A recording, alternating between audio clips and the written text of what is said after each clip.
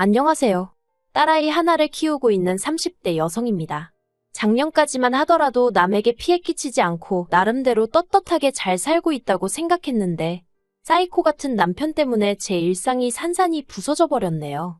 말도 안 되는 헛소리를 해대는 남편 때문에 새벽녘까지 잠 못 이루는 날들도 많았어요. 그래도 아이 아빠라서 어떻게든 옆에 붙들어두고 정신 차리게 하려고 했는데 사람이 뭐에 씌인 건지 똥인지 된장인지 분간을 못하더라고요. 그나마 저 하나만 괴롭게 했다면 나는 없는 사람이다 생각하고 아이를 위해서 참고 견뎠을지도 모르겠습니다. 하지만 남편이 하는 짓거리를 보고 있으니 저런 아빠라면 애한테도 차라리 없는 게 낫겠다 싶어서 이혼을 결심했네요. 어려서부터 대학에 들어가기까지 저는 그런대로 풍족한 집안에서 자랐습니다.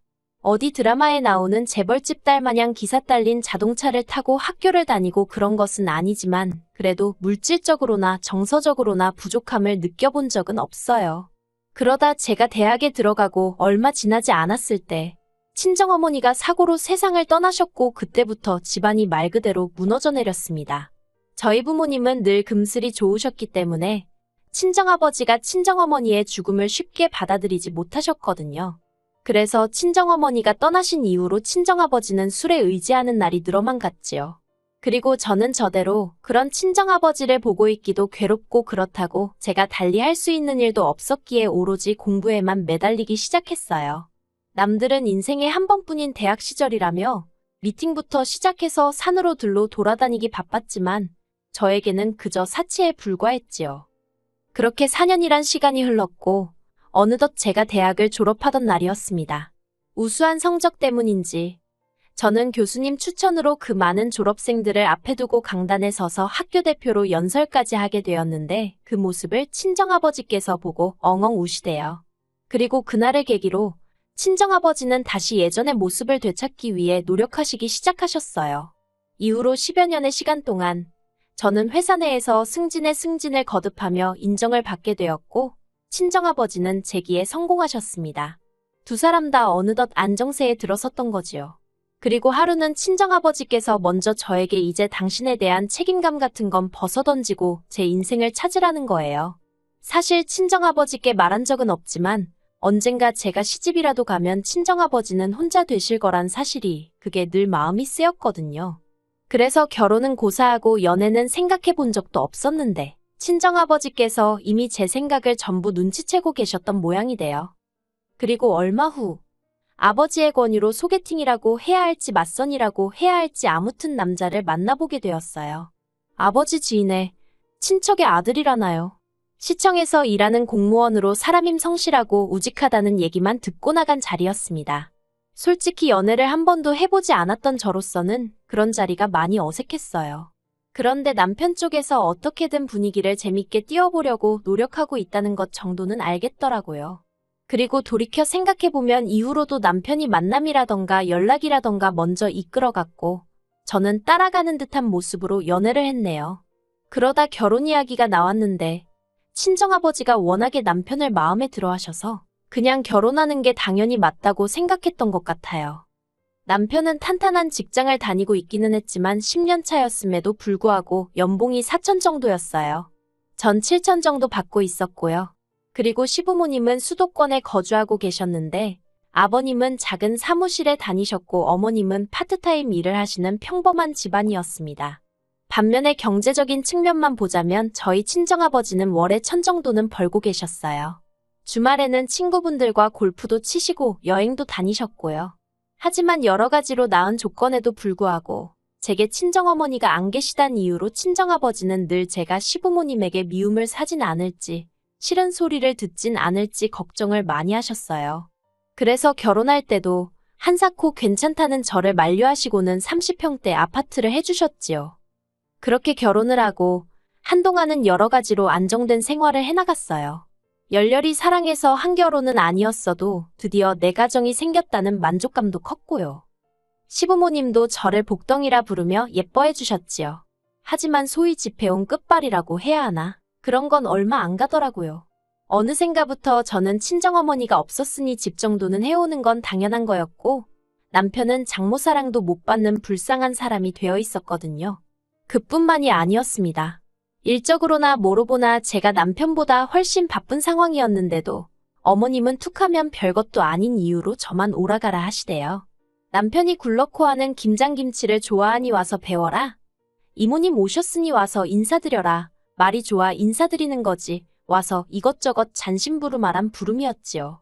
그렇다 보니 이러려고 결혼한 건가 싶은 생각에 지치고 우울해지고 차라리 혼자 사는 게 낫지 않을까 하는 생각도 들대요. 그래도 친정아버지가 걱정하실까봐 차마 이혼은 엄두가 나질 않았어요.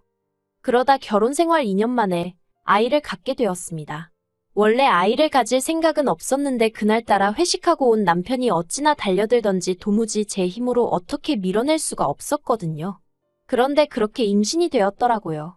다른 여자들은 임신했다고 하면 좋아하고 기뻐하던데 저는 그런 감정보다는 제가 좋은 엄마가 될 수 있을지 걱정이 컸어요. 그래도 남편을 비롯해 양가의 임신 소식을 알리니 다들 제 예상보다 훨씬들 좋아하더라고요. 그래서 다시 한번 제 결혼 생활에 있어서 의지라고 해야 할지 마음을 다잡았네요. 그러다 작년이었어요. 친정아버지가 사업을 정리하시고 이후로 부쩍 적적해 하셔서 제가 자주 찾아뵙던 시기였지요.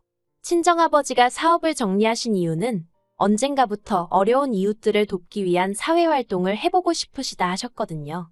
이미 노후 준비도 다 되어 있으셨고 저도 저대로 제 밥벌이는 넘치게 하고 있었으니 아버지의 꿈을 응원해드리고 싶대요. 그래서 제가 조금 부추긴 면도 없잖아 있습니다. 그런데 막상 정리하고 나니까 어딘가 허전하다며 아쉬워하시길래 제가 틈틈이 찾아뵌 거예요. 그리고 그 시기에 남편은 한창 운동에 열을 올리고 있었습니다. 당시 바디 프로필이라고 해서 근육을 만들어서 사진을 찍는 게 유행이었는데 자기도 그걸 해야겠다면서요. 그래서 한 번 할 때마다 8만 원씩이나 내가면서 일주일에 3번씩 헬스장을 다니대요. 대충 계산해봐도 한 달에 100만 원은 우습게 깨지더군요. 하지만 제가 그렇게까지 해야겠냐고 하니까 자기가 돈만 벌어오는 기계냐면서 자기도 자기 좋은 것 좀 하고 살게 내버려두라고 말 그대로 생난리를 치는 거예요. 어처구니가 없어서 그래 마음대로 해라 하고 내버려뒀습니다. 솔직히 그것도 한두 달이지 하면 얼마나 하겠냐 싶었으니까요. 그런데 이게 웬걸. 하루는 남편이 할 이야기가 있다더니 공무원을 때려치고 헬스장을 해야겠답니다. 자기가 운동을 몇 달 해보니까 적성에 너무 잘 맞는다면서 자기도 자기 좋아하는 일을 업으로 삼고 싶다고요. 그렇지만 저는 남편이 안정적인 직장을 포기하겠다는 것도 걱정스러웠고 무엇보다 헬스장을 열 만한 여유가 없었거든요. 그래서 제가 현실적인 조건들을 조목조목 갖다 대며 안 될 것 같다고 했지요. 그랬더니 남편이 저더러 진지하게 생각해보지도 않고 무조건 안 된다고 하는 게 어딨냐면서 떼를 쓰는 거예요. 정말이지 가뜩이나 딸 하나 케어하는 것도 힘들어 죽겠는데 나이는 40씩이나 먹어가지고 헬스장을 차려달라는 남편을 보고 있자니 기도 안 차대요. 그러더니 급기야 남편이 미친 소리를 했습니다. 그날은 친정아버지 생신이라서 저와 남편 그리고 딸애까지 다 같이 모여 식사를 했는데요. 남편이 뜬금없이 저희 아버지더러 장인어른 많이 외로우시죠 하고 말을 꺼내는 거예요. 평소엔 생전 살가운 말 한마디 하지 않던 남편이라서 갑자기 왜 저러나 싶어 제가 남편을 쳐다봤습니다. 그런데 남편은 마치 준비라도 해온 듯이 저나 아버지의 반응에는 아랑곳하지 않고 계속해서 자기 할 말만 이어가더라고요. 남편이 장인어른 이참에 친구분들 많이 계신 곳으로 이사를 하면 어떠세요 하길래 제가 그게 어디냐고 어디 고향으로라도 내려가시라는 얘기냐고 물었습니다. 그러자 남편이 한다는 소리가 요새는 요양원도 잘 되어 있다대요 그러는 거예요. 순간 남편이 미쳤나 싶어서 요양원이 뭐 하는 덴지 몰라서 그러냐고 제가 화를 냈어요. 그랬더니 남편이 얼굴색 하나 안 변하고 자기가 왜 모르겠냐입니다. 그리고는 자기가 하는 일이 뭔지나 아냐면서 오히려 저한테 짜증을 내더라니까요. 친정아버지는 당황하신 얼굴로 요양원이란 단어를 몇 번 곱씹으시더니 내가 지금 거길 가야 할 필요가 있을까 하시는 거예요. 그리고는 슬픈 눈으로 허탈하신 듯 한숨을 푹 내쉬시는데 그 모습을 보는데 제 가슴이 정말 갈갈이 찢어지는 기분이었습니다. 저는 도무지 끓어오르는 화를 주체할 수가 없었기에 일단 아버지더러 대꾸해줄 가치도 없다고 신경 쓰지 마시라 했어요. 그리고는 남편더러 집에 가서 마저 이야기하자고 당장 따라 나오라고 했지요. 그렇게 집으로 돌아왔습니다. 제가 남편더러 도대체 무슨 생각으로 그런 소리를 한 거냐고 물었어요. 그러자 남편이 저더러 잘 들어보라면서 하는 말이 장인어른 은퇴하시고 제가 너무 그쪽에 시간도 많이 쏟고 신경도 많이 쓰고 그래서 어머님이 절 안 좋게 보신답니다. 그리고 아무리 제가 그렇게 해도 장인어른은 저 없을 땐 혼자이지 않냐면서 그러니 이참에 장인어른은 요양원에 모시재요. 그러면 요양원에 또래분들 많이 계시니 심심하지도 않으실 거고 제가 자주 들여다보지 않아도 될 거라나요. 그리고 장인어른 집을 팔아서 그걸로 헬스장을 차리면 될 것 같답니다. 자기가 부동산에 알아보니 장인어른 사시는 아파트가 거의 10억 가까이 가더라면서 그거면 번듯한 헬스장을 차릴 수 있고 그렇게 돈 벌어서 요양원비 내드리면 될 거 아니냐대요. 남편은 이 내용을 그동안 혼자 얼마나 이리저리 머리통을 굴려가며 생각을 했던 건지 제 반응은 신경도 안 쓰고 마치 외운 듯이 줄줄줄 읊어대더라고요. 그리고 그런 남편의 모습에 저는 정이 떨어지는 정도가 아니라 당장 어떻게 해버리고 싶을 정도로 치가 떨렸습니다. 제가 왜 우리 아빠 집을 팔아서 당신 헬스장을 차리냐고 미쳤냐고 소리를 질렀어요. 그랬더니 남편이 답답하다는 듯이 어차피 장인어른 돌아가시면 그 아파트 우리 거 되는 건데 뭐가 문제냐입니다.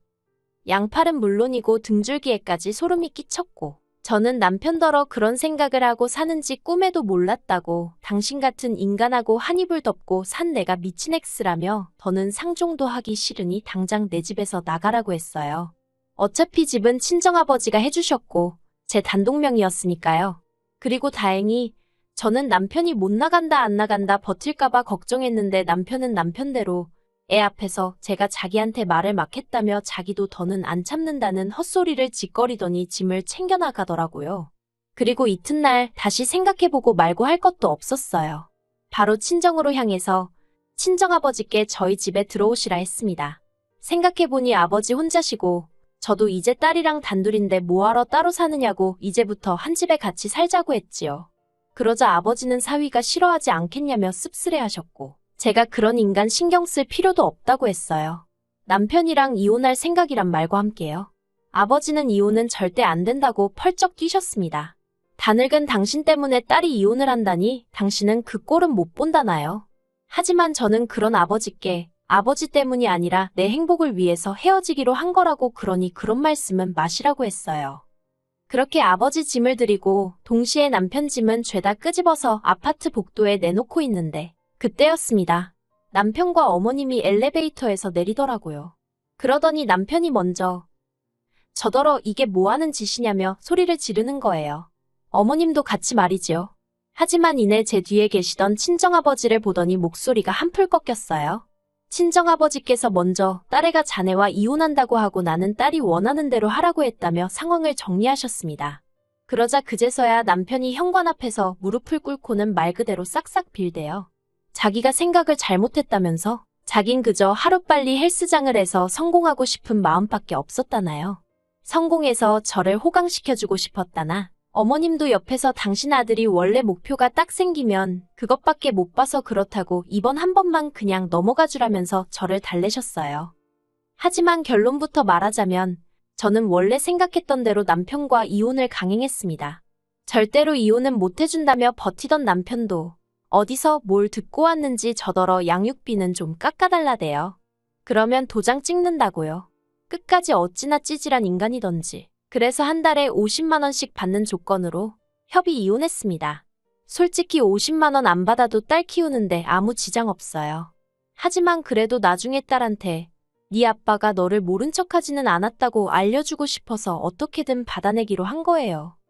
그래서 지금 저는 회사 생활하고 아버지가 딸의 양육을 도와주고 계세요. 원래는 시터를 쓰려고 했는데 아버지가 저 키울 때 생각이 난다며 굳이 당신 손으로 직접 손녀를 챙기고 싶어 하셔서요. 하지만 제가 아버지더러 혹시나 좋은 여사님이 있으시면 데이트도 하고 그러시라고 아버지를 보채고 있답니다. 한편 이혼을 하고 나서야 알게 된 게 남편은 헬스장을 하고 싶다고 저를 조르던 당시 이미 공무원을 관둔 상황이었어요.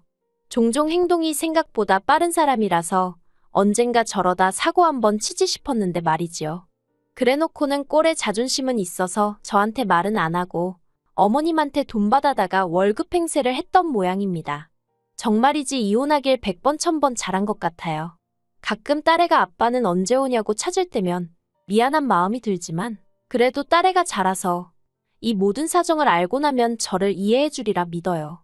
앞으로는 제가 기둥이 되어 아버지와 딸애를 지키며 살아가겠습니다.